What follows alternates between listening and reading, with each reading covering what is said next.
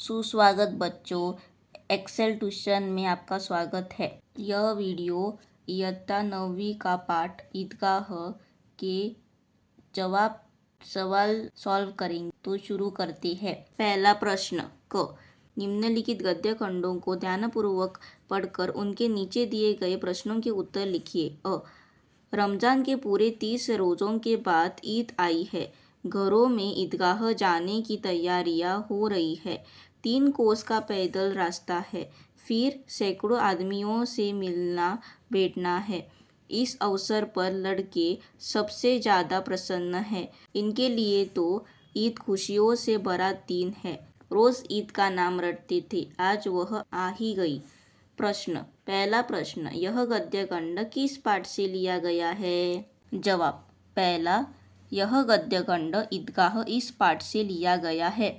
प्रश्न दूसरा, इस पाठ से लेखक का क्या नाम है? जवाब। इस पाठ के लेखक का नाम है मुंशी प्रेमचंद। प्रश्न तीसरा, कितने रोज़ों के बाद ईद आई है? जवाब। 30 रोज़ों के बाद ईद आई है। चौथा प्रश्न, लड़के रोज़ किसका नाम रटते रहते थे? जवाब। लड़के रोज़ ईद का नाम रटते रहते थे।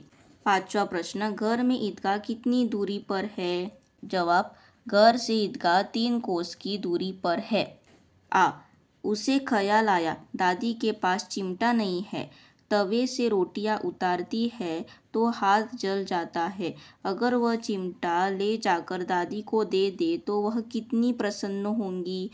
फिर उनकी उंगलियां कभी न जलेगी। घर में एक काम की चीज़ भी हो जाएगी। खिलौनों से क्या फ़ायदा, व्यर्थ में पैसा खराब होते हैं।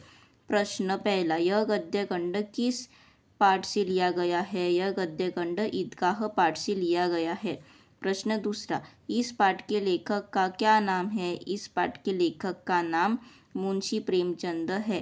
प्रश्न तीसरा, तवे से रोटियां उतारते समय दादी का हाथ क्यों जल जाता है?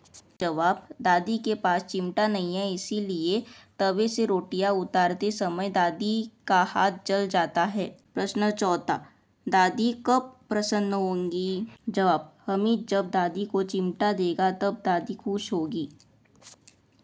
प्रश्न पांचवा, व्यर्थ में पैसे खराब क्यों होते हैं? जवाब। खिलौने खरीदने से व्यर्थ में पैसे खराब